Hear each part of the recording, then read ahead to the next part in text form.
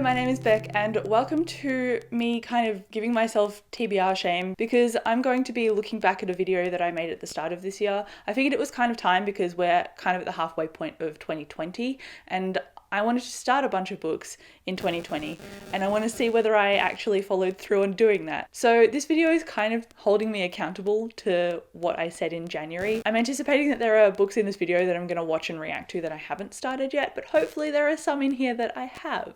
So without further ado, let's start. Hello, my name is Beck and welcome to a video where I kind of chat through the list of books that are on my radar that I want to read. First of all, my hair is so long. Oh my god. I didn't realize how much I got cut off. Anyway, to read in 2020. First off is going to be a fairly big one, and I'm really nervous about starting this because I know it's a very long series and I tried a sample of the audiobook and it wasn't really my jam, so I'm gonna have to read all of these physically, which is very intimidating, but it's got a huge fandom and I'm just gonna say it. It is The Wheel of Time by Robert Jordan. I've started it. At least I've started it. Yeah, it's still kind of crap that I haven't finished it though. I keep putting it off because I know that I want to do a vlog for it, and if I know I'm doing a vlog for it, I know it's going to take me longer to read just because I've got to be available to read and also film. So that's why I'm dragging my feet. It's not the book's fault. I'm enjoying the book. I actually had it in a reading vlog recently, and obviously no spoilers because I don't spoil things in my videos unless I explicitly say spoilers in the title, but I started it, I haven't finished it, but my goal was only to read book 1 this year, so I haven't technically failed that challenge either, but I haven't really succeeded either. So I'm kind of on the fence. The next on this list is The Dresden Files, and I've heard this pitched in 2 words that absolutely hooked me and I didn't need to know anything else, and it was wizard, detective. I have started The Dresden Files, so this is a win. I have listened to the first 3 on audiobook, and I have a review up for Stormfront at the moment, and I have a script written for a review for book 2, and at the time of filming this, I haven't written anything yet for book 3, but I anticipate that I will eventually have something written for book 3. So yeah, I win that challenge. And I know that there are a bunch of books in that series, but they're really easy to get through. The audiobooks are all under 20 hours, so they're really, really bite-sized, and I just love the series. I am a new convert of the Dresden Files, so let that be known. And the next series that I want to read is also a fantasy series, and it's got a lot of hype recently because the show for it on Netflix came out on the 20th of December, and it is The Witcher. Nailed that one as well. I've read the first 2 collections of the short stories, and in a recent wrap-up I talked about the second book, Sword of Destiny. I didn't love it as much as The Last Wish, and it's kind of made me park that series for a while, but my point is, for the sake of this video, I have read the first 2 books, and those are the first 2 books that I own, so I don't own any more of the series, so that's a big old tick for that series. Next on this list is another fantasy book, and I think it's YA leading into adult. Please do correct me if I'm wrong though. It's called The Poppy War by R.F. Kuang. Ooh, I read The Poppy War, and contrary to people's opinions of loving that book, I did not love that book. For a few formulaic reasons, it felt like that book was 2 separate books combined into one, and certain characters that we started with at the beginning, I thought they'd be developed as like the classic magical school trope and found family thing. Didn't really happen. All of the characters we got introduced to at the start, we changed the setting, so they got left behind effectively in the plot, and then we had to relate to a whole bunch of new characters. And so that was jarring in itself, and then there was a lot of dark content in the book, and it went in a direction that I didn't expect. So it was kind of linked to the formula of the book, the way it was structured, and my expectations. So it was a bunch of all of those things that made me not love it, and I think I gave it a 3 stars from memory, but I just remember being very frustrated at the consistency of the book.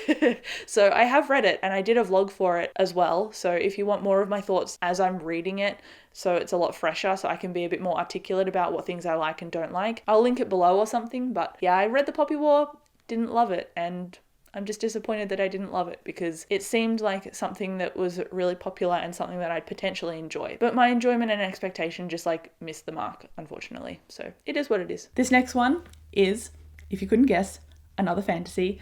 And I actually, if you've been here on my channel a while, when I went to Japan last year, I did a reading vlog and I started this on audiobook, but I DNF'd it because I just couldn't get invested because it was multiple perspective. And I hope it's not the same thing as I'm struggling with Anthony Ryan, but I struggled differentiating the different narrators in Malice with each other when I was listening to it. So hopefully that changes when I read it physically. So as past me has eloquently put it, started the audiobooks, didn't love them, have the whole series, want to read it, still haven't read it. So It's just another adult fantasy series that's sitting on my TBR, and I will get to it, but it's not something I'm prioritizing because I know that in the past I didn't initially love getting into it, so I don't want to force myself to read it. I'll just pick it up when I feel like it.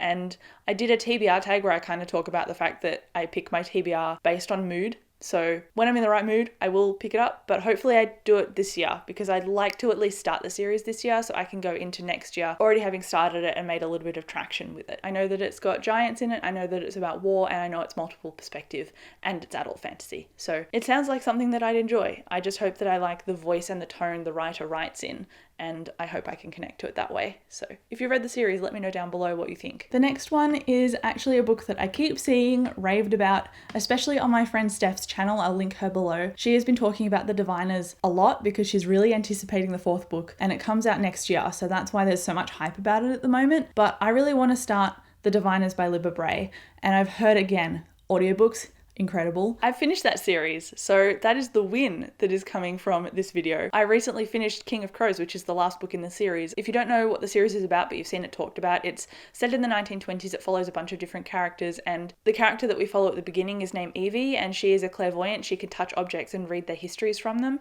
and she reads an object, and the society that she's in doesn't like what she read in the object, so instead of focusing on the person that she read the object about, who is the true perpetrator of the thing that gets her kicked out of town, they focus on Evie, and she causes a whole scandal, and because she's more disposable than the guy that she reads the object for, her parents kick her out, and so she goes to live with her mum's brother, so her uncle Will, and he runs a museum of oddities. There are also a bunch of murders that take place in New York City. I think it's in New York City because she's from Chicago and she's going to New York City, and she gets kind of involved in these murder mystery elements, and she also has her diviner powers that she is kind of keeping secret, but it comes a little bit out of the bag later in the series because it naturally has to, because there are other diviners prevalent in the series, and you see their different perspectives and characters meet and intertwine and stuff, and there's a whole villain aspect of character arc that is happening in the background of the first couple of books, and it comes more to a head in the later parts of the series. So I really liked the fact that it built up the world building that well, and it had the characters interacting, and I really liked that dynamic. And I also really appreciated and liked the way that Libba Bray wove racism and the KKK and really dark stuff into her books that are very prevalent now in our societies. And she did it really tastefully and really well, and she also didn't really shy away from stuff either. So it's very well done, and I really enjoyed the series overall. So I finished the series and I'm proud of that. And then lastly on this list, I actually want to read more of Rick Riordan's stuff, but he's got a imprint called Rick Riordan Presents, where he, I guess, boosts up authors who are own voices authors writing about mythology from their own culture. I haven't started reading his imprint, even though I really want to.